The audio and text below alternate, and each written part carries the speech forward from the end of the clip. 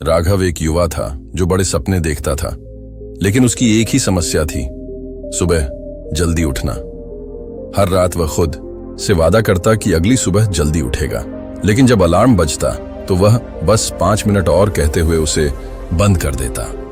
धीरे धीरे उसकी यह आदत उसकी पढ़ाई, सेहत और लक्ष्य को प्रभावित करने लगी। एक दिन राघव की मुलाकात गांव के एक वृद्ध संत से हुई। संत ने उसकी समस्या सुनी और मुस्कुराते हुए कहा, अगर मैं तुम्हें एक रहस्य बताऊं जिससे तुम सुबह जल्दी उठने लगोगे तो क्या तुम उसे अपनाओगे?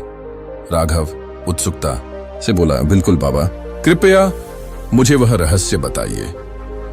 संत ने उसे अगले दिन सूर्योदय से पहले पास के जंगल में मिलने को कहा। अगली सुबह राघव ने कई बार अलार्म बंद कर दिया और फिर से सो गया। जब दोपहर में वह जागा तो उसे अपनी गलती का एहसास हुआ और वह संत के पास भागा। संत ने हंसते हुए कहा, तुम फिर से हार गए, लेकिन चिंता मत करो।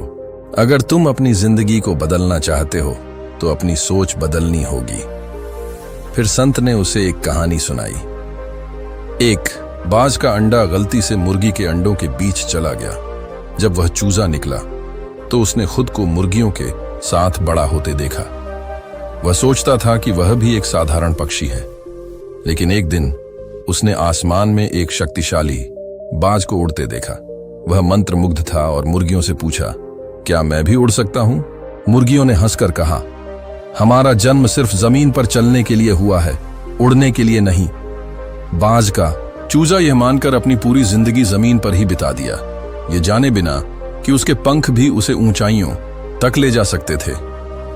फिर संत ने कहा, राघव, तुम भी उस बाज की तरह हो।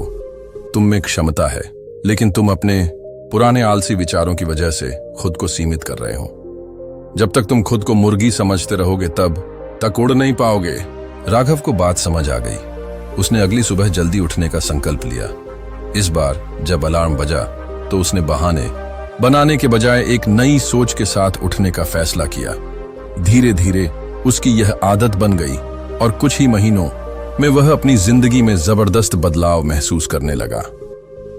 सीख: अगर आप भी सुबह जल्दी उठने की कोशिश कर रहे हैं तो सोच बदलें, आदत नहीं।